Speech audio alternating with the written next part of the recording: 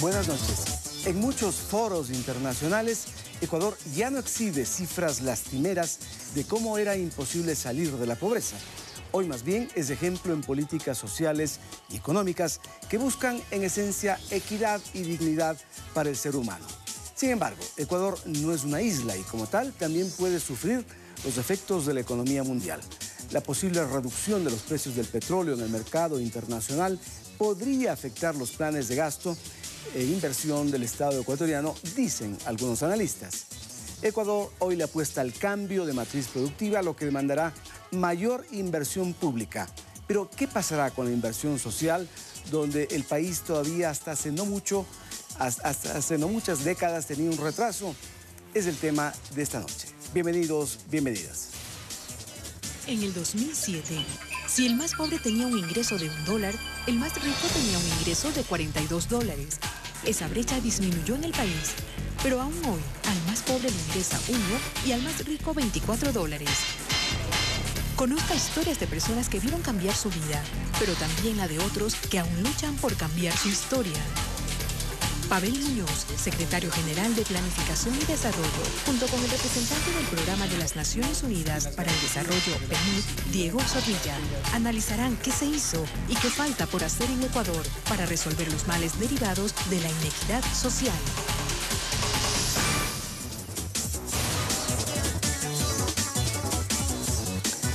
Gracias por asistir a este programa de la televisión pública. Estamos saludando también con nuestros invitados.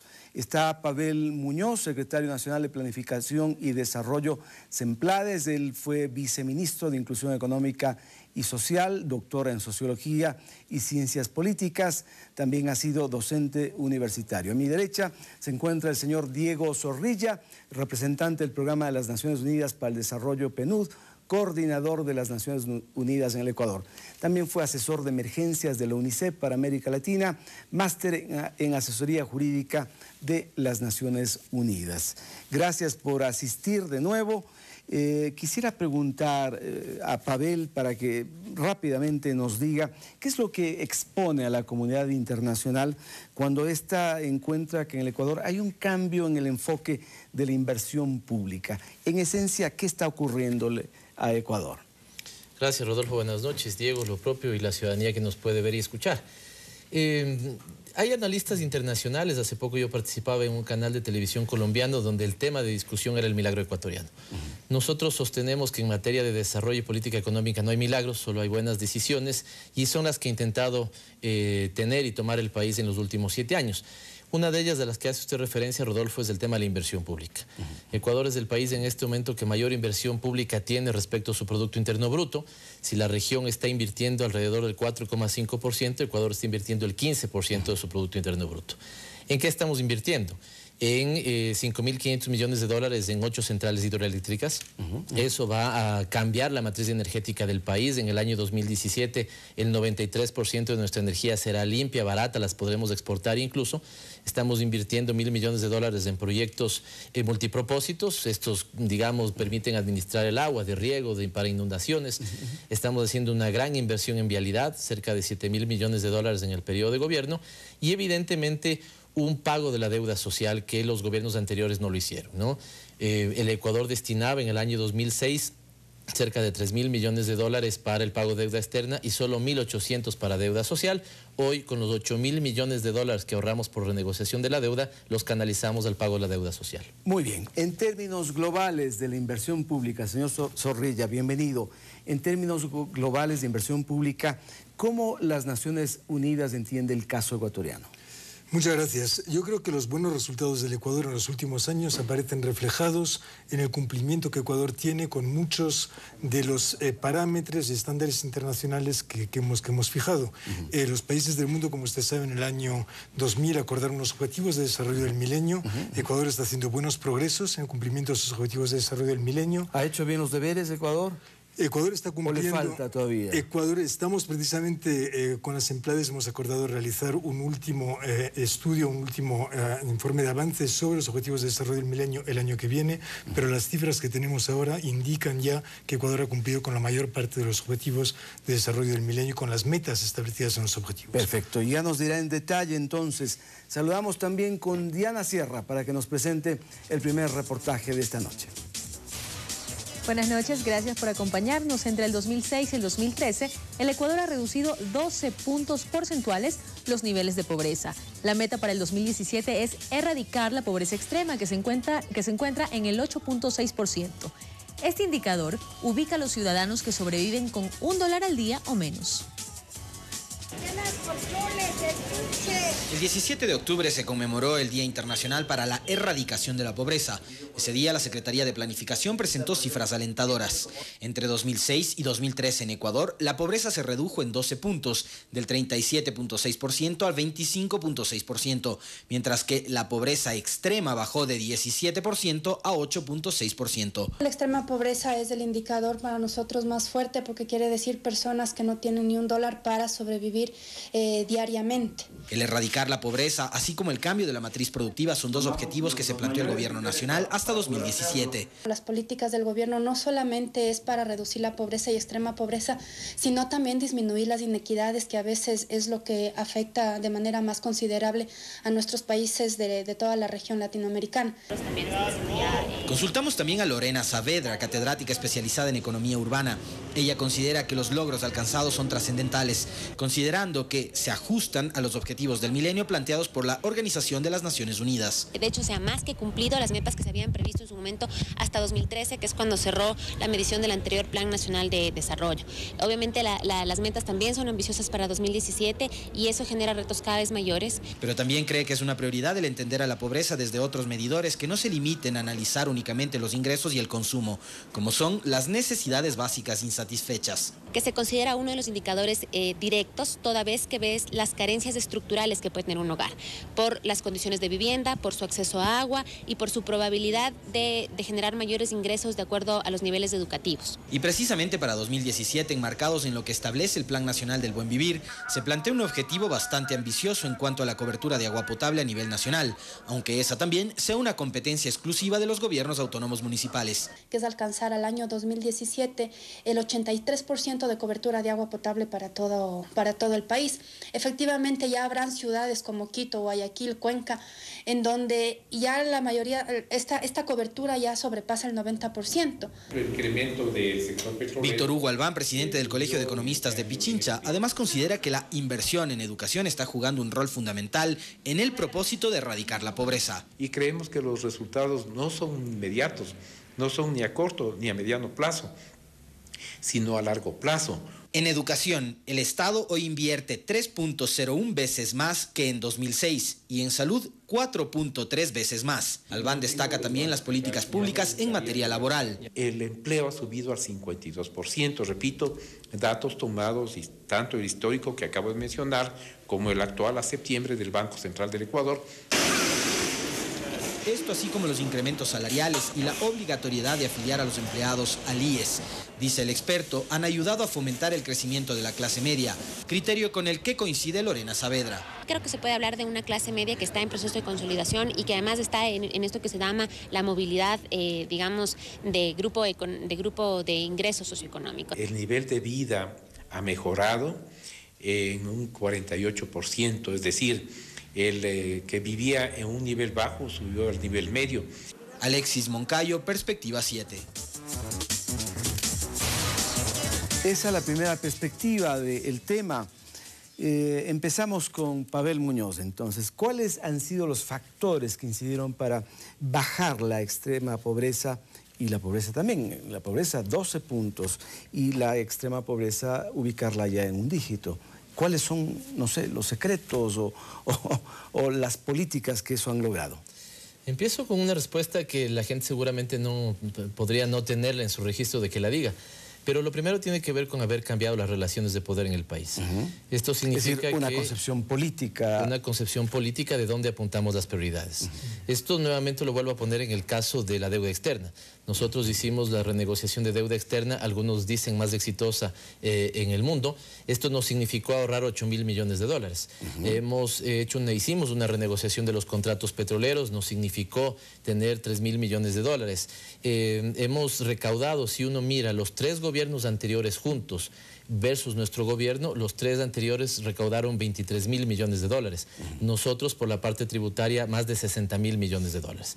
Y esto no implica, como dicen algunos pseudoanalistas, mayores impuestos. El SRI acaba de sacar un dato, una investigación de que el 90% de esa recaudación se debe a mejor tributación. Es decir, los que más tienen más están pagando. ¿Cuántos son los tributos que hay en Ecuador? ¿Usted tiene esa cifra? Tengo la presión tributaria. La presión tributaria significa cuánto del total de nuestros ingresos tributarios, si lo comparamos con el PIB, qué porción del PIB es. El promedio en América Latina está en el 17% y el Ecuador en este momento está alrededor del 15%. Eso significa que nuestra presión tributaria todavía es menor al promedio latinoamericano. O sea, tenemos países como Argentina que tienen una presión mucho más alta y si nos fijamos en los casos europeos, la presión puede llegar al 40-45%. ¿Qué está detrás de esto? Detrás de esto está, insisto, sociedades más justas, donde el que más tiene más paga, que son los fundamentos sobre los cuales podemos mejorar las condiciones de desarrollo de los países. Yo creo que es el cúmulo de estas cosas, elementos políticos, una concepción, una disciplina en la lógica gubernamental, buena inversión pública, buena concepción y buenas finanzas. Usted lo decía, Rodolfo, al inicio. ¿Qué va a pasar? Podemos conversar después con el precio del petróleo. Pero lo importante es que nosotros por constitución tenemos nuestros gastos permanentes financiados con ingresos permanentes y los no permanentes igual, con ingresos no permanentes. Y allí los tributos van a tener un papel fundamental, ya que este es el primer rubro de ingresos que maneja el Estado ecuatoriano. Efectivamente. Antes teníamos una altísima dependencia del petróleo, hoy un poquito más del 10% es lo que viene del componente petrolero. Así que, insisto, ha sido una concepción política, ha sido tener planificación, ha sido ser disciplinado con esa planificación, pagar la deuda social, lo que nos ha permitido tener estos buenos resultados en pobreza e igualdad. Ecuador, decía yo al inicio cuando introducíamos el programa, es ahora en alguna medida ejemplo para otros países de la región y el mundo en el manejo de sus recursos públicos. Y el tener ahora un nivel de extrema pobreza en un solo dígito, caray, supongo que llama la atención a los organismos internacionales. ¿Conoce usted una experiencia parecida a la de Ecuador, en la cual en un tiempo relativamente corto se haya logrado lo que está logrando nuestro país? Sí, muchas gracias. Yo creo que Ecuador efectivamente es un ejemplo y es un ejemplo de una combinación de factores, como decía el secretario nacional de Planificación, inversión pública ciertamente y también un crecimiento económico, pero un crecimiento económico con redistribución, con distribución de riqueza. Vemos que el crecimiento económico del Ecuador ha afectado a todas las capas de población, pero ha afectado a los deciles más pobres de forma proporcionalmente mayor que a los deciles que tenían mayores ingresos. Esto ha servido para reducir inequidades. La inversión social, de hecho referencia a esto antes el secretario nacional de Planificación, también ha acompañado estos procesos y ha contribuido también a reducir inequidades y asegurar una reducción de la pobreza. La inversión social en Ecuador se ha multiplicado por 3 o 4 en algunos sectores. Hemos visto gasto en salud, gasto en educación en los últimos años. Sigue estando en la media de América Latina. Yo creo que Ecuador venía ahí ciertamente de unos ciertos rezagos y afortunadamente ahora este incremento en inversión social está equiparando al país con el gasto que ocurre en la región. Y si se ubica en la media, ustedes, supongo, como Naciones Unidas, aspirarían a que haya una inversión mayor. Bueno, ¿Es esa la idea? Nuestra idea es que se sigan aplicando, lo que nosotros abogamos es que sigan aplicando políticas públicas que busquen reducir desigualdades y erradicar pobreza. Por primera vez el mundo, ya no solo Ecuador, sino el mundo, tiene como meta posible la erradicación de la pobreza extrema.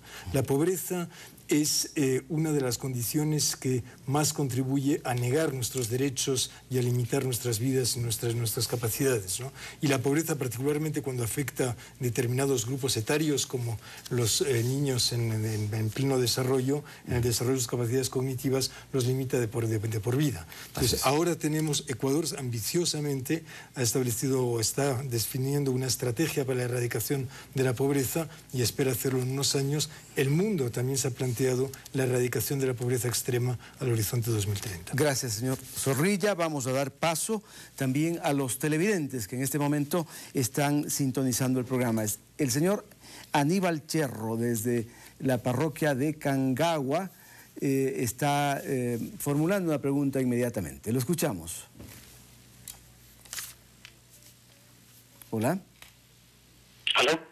Sí, lo escuchamos. ¿Qué pregunta tiene usted? Le rogamos sea breve y conciso.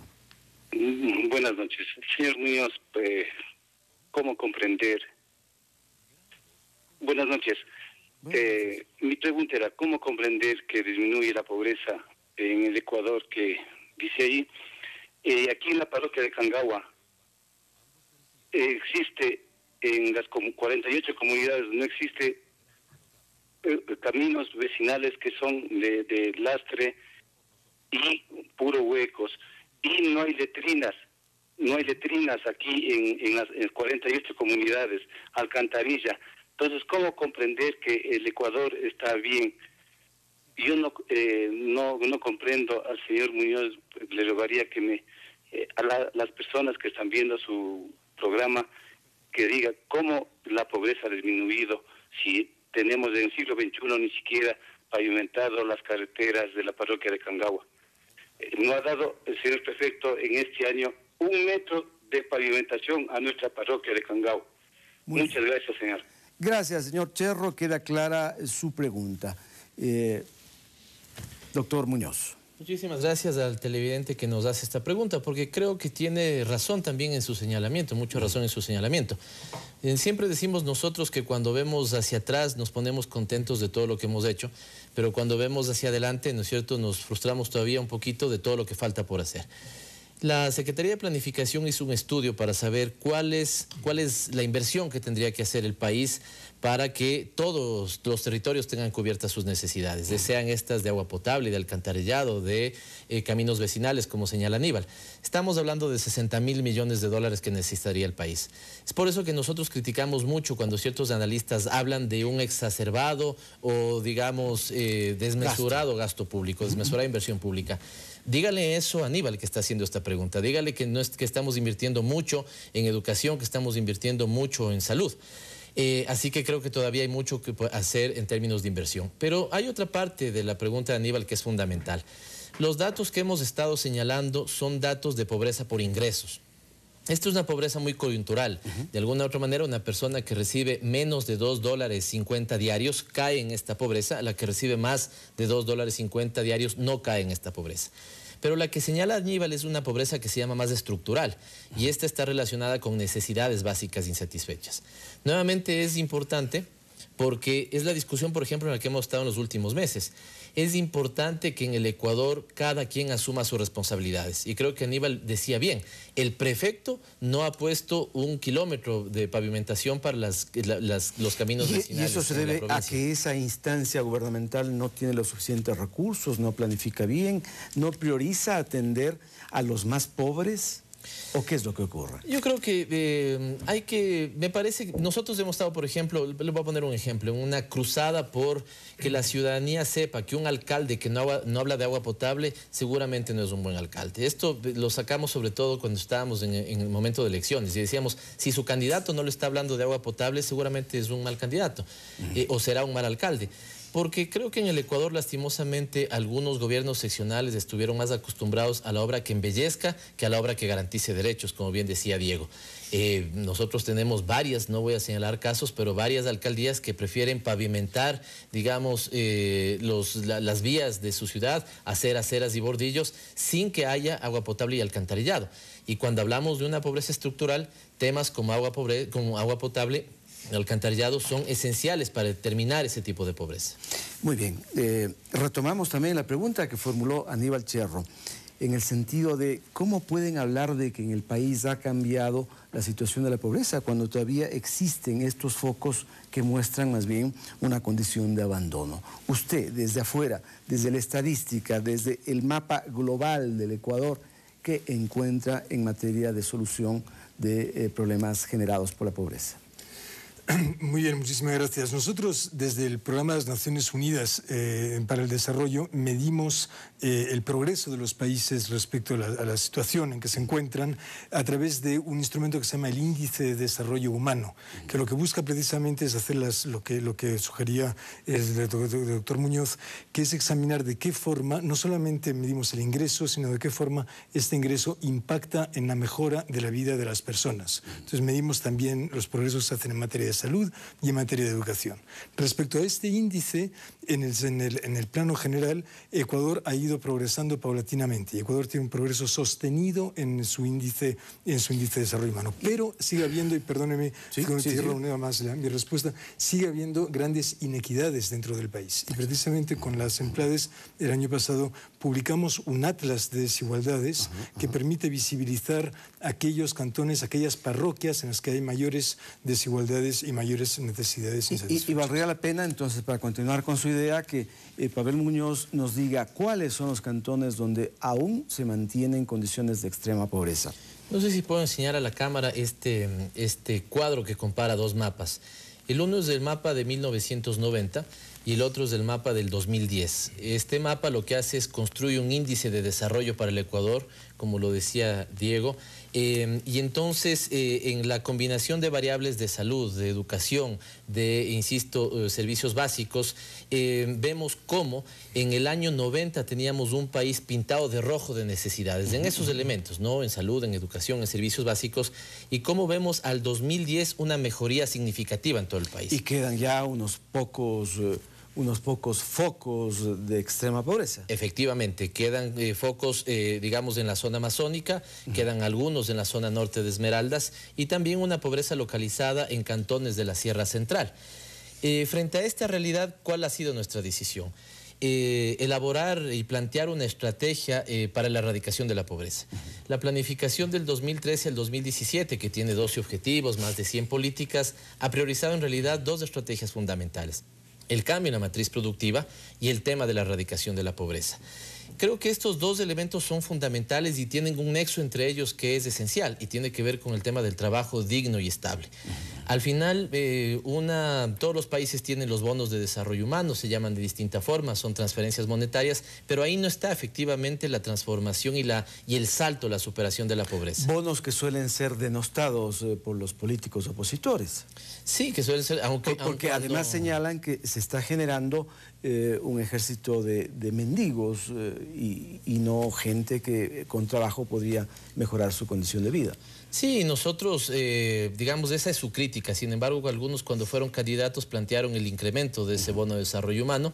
El presidente tomó la decisión de que así fuera. Pero claro, con una diferencia fundamental. Costeamos ese incremento con las ganancias extraordinarias de la banca en el caso ecuatoriano.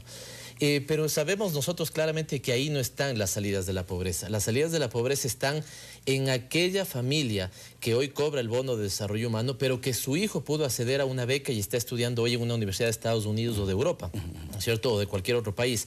Porque ahí es donde vamos a romper lo que se llama el círculo intergeneracional de la pobreza, el ciclo intergeneracional de la pobreza. ¿Cuántos ecuatorianos siguen recibiendo bonos de desarrollo humano en Ecuador? En este momento me parece que estamos alrededor de los 600.000, no tengo el dato fresco, pero esta es una gran noticia, por ejemplo, para el país. Pero sin embargo, yo además le preguntaría, ¿cuántos de esos hijos están estudiando fuera del país? Hay un estudio que está haciendo la Secretaría de Educación, Ciencia y Tecnología, donde encontramos que muchos de los hijos de los hogares que reciben el bono hoy están estudiando, han accedido a la universidad. En el caso ecuatoriano, René Ramírez hace poco hacía unas entregas de lo que se llama becas para el grupo hogar, grupo de alto rendimiento. Ahí vamos a superar la pobreza. Es decir, cuando un hogar, un chico de estos hogares puede tener acceso a la universidad o una beca hacia afuera, es cuando vamos a hacer estos cambios profundos. Pero hay un tema fundamental también en tu pregunta, Rodolfo, y es que el Ecuador, junto con algunos países, ha empezado a graduar a gente que recibía el bono. Y esta es una cosa fundamental, porque había gente que estaba perpetuamente, digamos, esperanzada del cobro del bono. Hoy sus condiciones han mejorado. En el reportaje se veía cómo hemos venido engrosando la clase media. El Banco Mundial hacía un estudio hace poco y dice que 51 de cada 100 ecuatorianos han mejorado su situación social. Muchos han dejado la pobreza, algunos han pasado a clase media, por lo tanto ya no están necesitando ese bono, y es la primera vez desde que fue creado el bono de desarrollo humano que hay gente que ha dejado de cobrar porque su situación ha mejorado. Muy bien. Tenemos también en la línea al señor Ángel Gualolema. Él llama desde la provincia del Chimborazo. Es una persona con discapacidad. Lo escuchamos. Buenas noches. Le rogamos ser puntual y breve. Muy buenas noches, gracias por la oportunidad, señores de Perspectiva 7, gracias. Soy una persona con capacidad especial. Quiero formular la pregunta y felicitando también a los panelistas, en este caso a los representantes de las Naciones Unidas. ¿Cómo entender uno de que se va a dar la prioridad a las personas con discapacidad? Yo quisiera hasta qué punto, dónde puedo comunicarme con los empleados para poder hacer llegar mi pedido, mi situación de que respeten acá a las personas con capacidad especial, porque estamos siendo vulnerados por muchas otras personas y por lo demás, pues lo que está haciendo el gobierno está todo bien, pero los accionarios, las personas quienes están, en este caso no están cumpliendo, como se dice. Pero para ello, yo quisiera pedirles de una manera especial para ver hasta qué punto podemos estar en contacto para poder tomar esas situaciones para que avance y siga adelantando el avance de las personas, lo que debemos estar, no considerados como mendigos, sino por derecho y la razón de lo que nos asiste para todos. Buenas noches y muchas gracias. Muchas gracias, doctor Muñoz. Bueno, el compañero que llama señala uno de los elementos tal vez que han sido más reconocidos por el Ecuador a nivel internacional. Hace poco veía una foto donde el presidente Correa con nuestro compañero ex vicepresidente, ¿no es cierto?, lo saludaba en Ginebra porque se ha convertido en una suerte de embajador en las Naciones Unidas respecto al tema de las discapacidades. Y le cuento que Hollywood está preparando una película sobre esa historia de vida que realmente impacta en el mundo. Ah, no sabía. Y esto tiene que ver justamente por concebir que estas personas, ¿no es cierto?, habían sido olvidadas de sus derechos, habían sido violentados por mucho tiempo. Los logros de la misión Manuel Espejo han sido reconocidos a nivel latinoamericano, a nivel mundial, desde un enfoque de derechos, ¿no?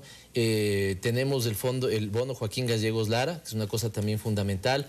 Aquellos hogares que tienen un familiar con una discapacidad severa y les imposibilita ya valerse por sí mismos, puede un familiar acceder a este bono. Sin embargo, el señor Gualolema al parecer se queja porque hay funcionarios, hay instancias donde finalmente, a pesar de haber una política importante para las discapacidades, hay instancias donde las cosas no funcionan. ¿Ese no es un problema que el Estado ecuatoriano no termina de resolver? Es un reto cotidiano y una, digamos, preocupación que la tenemos permanentemente, ¿no? Ya hay varias veces que uno puede encontrarse con quejas en ese sentido. Mientras la política del gobierno apunta en una dirección, muchas veces tenemos funcionarios, una burocracia indolente que no responde a esa política. Es posible que eso haya pasado. El señor pedía una cosa puntual. Ahí habría que tomar contacto con la Secretaría Técnica de Discapacidades o con el Ministerio de Inclusión Económica y Social, que seguro van a poder atender su caso. Muy bien, vamos a hacer una pausa brevísima, volvemos enseguida en Perspectiva 7 para seguir hablando de los índices de desarrollo, los retos que tiene nuestra nación también para combatir la pobreza y la extrema pobreza. Ya venimos.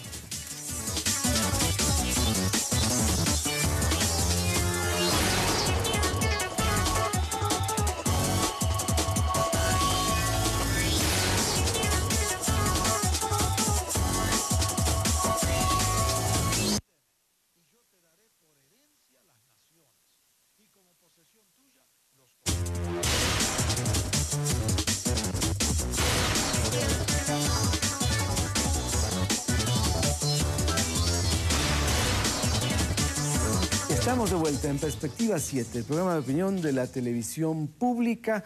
Vamos a dar paso también desde Quito a la señora Genoveva Almeida, quien formula la siguiente pregunta. Escuchamos. Muy buenas noches. Buenas noches. Primeramente, felicitaciones al programa. Muchísimas gracias por este tipo de programas que nos orientan y nos ayudan al pueblo ecuatoriano. Felicitaciones al equipo de gobierno del presidente Rafael Correa. Sigan adelante, que tienen todo nuestro apoyo. Muchísimas gracias por todo lo que hacen por el país. Mi pregunta es la siguiente.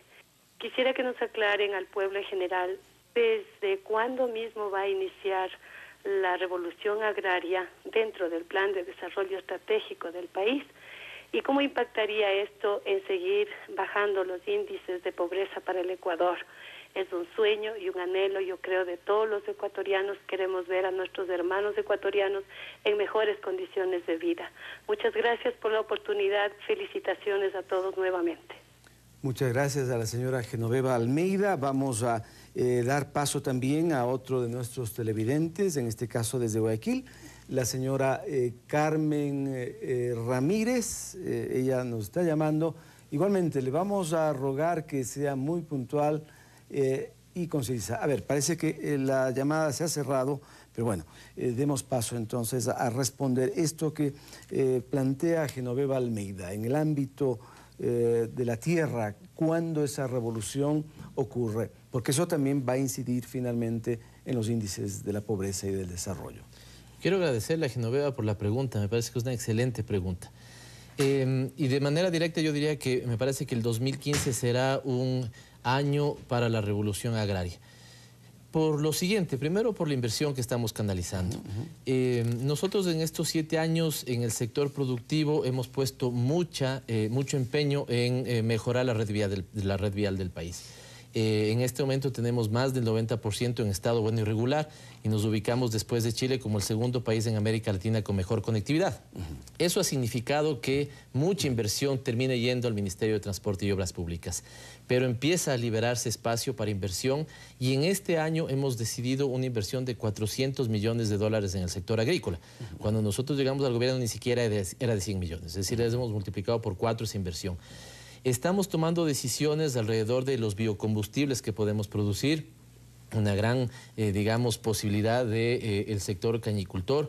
Hemos entregado unos créditos con muy buen subsidio para el tema de deforestación con fines comerciales.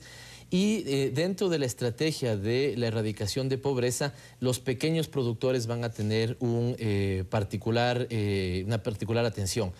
La combinación de obras como las de riego que hablé, vamos a tener al final del 2016 600.000 hectáreas nuevas regadas, la posibilidad de tener crédito, ¿no es cierto?, poder tener una ley de tierras que estamos trabajando. Y todo eso es muy importante, pero Pavel está mencionando la ley de tierras y seguramente también le preocupará a Pavel y a otros dentro del gobierno ecuatoriano la propiedad de la tierra. Sigue habiendo enormes latifundios, algunos incluso sin ser trabajados.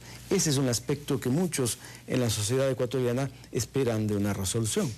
Sí, yo creo que hay que permitir el acceso a los activos. Los activos son tierra, evidentemente, es crédito y es agua. Creo que no hay que pensar la reforma agraria como se la pensó en los años 60 y 70.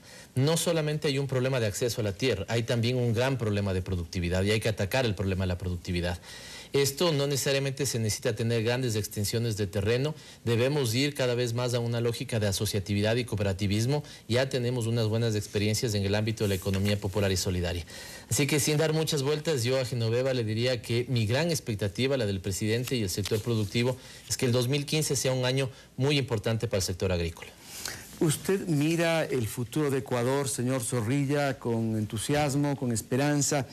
¿Cree que este país en el mediano plazo va a salir definitivamente de la extrema pobreza y los niveles de pobreza van a disminuir más de lo que han disminuido? Nosotros esperamos que así sea. Al mismo tiempo, quisiera llamar la atención sobre el hecho de que no hay que olvidar tampoco a esa franja de población que sigue siendo vulnerable. Esa franja, hay unos grandes esfuerzos ahora para sacar a la población de la pobreza, pero nuestros estudios a nivel global muestran que no basta con llegar a esos resultados, sino que hay que poder mantenerse en ellos. Hay mucha población que es vulnerable, no solamente en Ecuador, sino en toda la región y en el mundo, que es vulnerable a fenómenos adversos. Esta vulnerabilidad se debe a la situación en que se encuentran en determinados momentos de su vida, por ejemplo, la joven infancia, me había referido antes a eso, pero también la edad cuando llegan a la vejez, por no tener sistemas de seguridad social adecuados, etcétera. No es el caso de Ecuador, pero es un fenómeno que se da en muchos países. Ban Ki-moon felicitó al Ecuador por los resultados en materia de educación. ¿no? ¿Eso es lo más significativo dentro de estos procesos de cambio y búsqueda de equidad? Yo creo que el acceso a la educación que se ha conseguido en Ecuador es absolutamente notable, particularmente en educación secundaria, en educación terciaria también. La paridad de género que tiene ahora el Ecuador en el sistema educativo es también un resultado encomiable. Así que creo que el Ecuador está en muy buen camino, pues, manteniendo los niveles actuales de inversión social y aumentándolos incluso, y asegurando el acceso a fuentes de trabajo por una gran parte de la población, que es uno de los factores que más contribuye a la reducción de la pobreza. Y en inversión social, Ecuador ha sido ejemplo. Por ello, Diana Sierra realizó en Guayaquil un reportaje relacionado con este tema que enseguida nos lo presenta. Así es, Rodolfo, existen ciertos factores como por ejemplo un precio favorable del petróleo en los últimos años y también una mayor recaudación tributaria que han contribuido a que la política de inversión pública del gobierno alcance metas importantes, logrando el desarrollo de diversos sectores sociales y productivos. Ecuador es hoy en día el país con mayor inversión pública en América Latina. Aproximadamente el 15% en relación al Producto Interno Bruto, equivalente a casi 8.000 millones de dólares. En el 2006, la inversión pública era del 4,2% del PIB, algo más de 2.000 millones. Omar Maluk fue fundador de la Facultad de Economía de la ESPOL y hace un análisis del desarrollo económico del país en los últimos 7 años. Ese nivel alto de inversión pública en relación al Producto Interno Bruto hace que todo el dinero que se inyecta a través de la inversión se multiplique y llegue a la gente de menores recursos. Parte de ese dinero se destina a obras de infraestructura y desarrollo social, como carreteras, hospitales, centros infantiles del buen vivir o parques, por mencionar algunas. Durante este periodo también se incrementó la inversión en conocimiento y talento humano. Muestra de ello son los institutos técnicos y tecnológicos, las nuevas universidades emblemáticas y las unidades educativas del milenio. Esta inversión, Maluk la denomina de rentabilidad social a largo plazo. Así lo percibe Carla Flores, madre de una estudiante de turismo del Instituto Tecnológico Vicente Rocafuerte de Guayaquil y de 2 niños de la Escuela Fiscal Ciudad de Riobamba. Con mis hijas tenemos bastante cambio, porque ya mi hija ingresó a la universidad, está buscando fuente de trabajo y hay mucha más expectativa. Este plantel, que en el 2015 será una unidad educativa del milenio, está en el sur de Guayaquil desde hace 40 años. Doña Lucrecia Anchundia recuerda la época en la que el Estado no cumplía con obligaciones como el mantenimiento de las escuelas o la gratuidad de la educación. Esto era puro monte, los padres es que siempre hacíamos mingas para tener limpio. No se pide como en antes, que de todos modos por cualquier cosa y para todo uno tenía que vérsela. Por ejemplo, en mi caso, mis hijos estudiaban 6 y había que afrontar pues con los gastos para lo que pedían. Ella, a sus 56 años, también se ha beneficiado de la inversión pública en educación. Durante su etapa escolar estudió hasta 5º grado, pero el año pasado terminó la primaria con un programa del Ministerio de Educación. Sí puedo ayudar a mis nietos, cuando algo me preguntan, sí los puedo ayudar. El hecho de no tener que pagar por uniformes, libros o el mantenimiento del lugar donde estudian sus hijos se convierte indirectamente en una ayuda económica para estas madres y amas de casa que ahora pueden cubrir otras necesidades. Ya con ese dinero, como quien dice, uno ayuda en su hogar, en los servicios básicos. Otros sectores prioritarios son vivienda, seguridad, producción y sectores estratégicos. Los 2 últimos son fundamentales para el cambio de la matriz productiva y a ellos se destinará el 55% de la inversión pública en el 2015, es decir, alrededor de 4.400 millones de dólares. Omar Maluk estima que la caída del precio del petróleo no pondrá en jaque esos proyectos. No, lo que va a pasar es que en vez de crecer al 4,5 o 5%, posiblemente tengamos un crecimiento del 3,5 a 4%. Y eso, como es cíclico, tendríamos que esperar el año 2016 a ver qué pasa con el precio del petróleo y cómo reacciona la economía, y en todo caso esperaremos un ciclo positivo 2017, 2018, 2019. El Estado ecuatoriano busca con estas inversiones lograr el cumplimiento del Plan Nacional del Buen Vivir y de los Objetivos de Desarrollo del Milenio de las Naciones Unidas. Diana Sierra, Perspectiva 7. Muy bien, vamos terminando, nos queda apenas 1 minuto, le rogamos al señor Zorrilla entonces hacer una conclusión, explicando cuáles son las áreas. Está buscando fuente de trabajo y hay mucha más expectativa. Este plantel, que en el 2015 será una unidad educativa del milenio, está en el sur de Guayaquil desde hace 40 años. Doña Lucrecia Anchundia recuerda la época en la que el Estado no empleo obligaciones como el mantenimiento de las escuelas o la gratuidad de la educación. Esto era puro monte, los padres es que siempre hacíamos mingas para tener limpio. No se pide como en antes, que de todos modos por cualquier cosa y para todo uno tenía que vérsela. ¿Versión social? No estamos en ese punto. Si el petróleo sigue bajando, vamos a disminuir nuestro margen de maniobra, pero no estamos en ese punto. Porque ya lo dije antes, no somos un país tan dependiente del petróleo, dependemos más y hemos generado más de estructura fiscal y creo que hay una sanidad en el manejo de nuestra estructura financiera. Insisto, cubrimos nuestro gasto permanente con ingresos permanentes. Por ejemplo, nosotros no pagamos salarios con deuda externa. Y sí también cubrimos los gastos no permanentes con ingresos no permanentes. Eso significa que si mañana, que no es el momento, pero si mañana tenemos que tomar una decisión, lo que deberemos hacer es ajustar un poquito los parámetros de inversión pública, que como ya hemos visto son los más altos de América Latina. ¿Pero ese ajuste no afectaría la búsqueda de equidad? Si lo tuviéramos que hacer, que todavía no llega el momento. Las previsiones para utilizar datos de otros organismos, el Fondo Monetario Internacional, la Comisión Económica para América Latina, en un contexto, Rodolfo, donde el mundo sigue en crisis. Desde el año 2008 estamos en una crisis del capitalismo. Europa no termina de levantar cabeza, China se ha desacelerado, eso impacta en el crecimiento de América Latina, que este año estará solamente en el 1,3%, y en ese contexto Ecuador seguirá creciendo al 4%. Así que esperemos que esa no sea la situación que tengamos que tomar. Llegado el momento, debemos modular nuestra velocidad de inversión. Muy bien, muchas gracias a los dos por estar aquí, a Pavel Muñoz y a Diego Zorrilla. Gracias por venir, a ustedes amigos por acompañarnos en Perspectiva 7. Sigan con la programación de la televisión pública. Hasta pronto.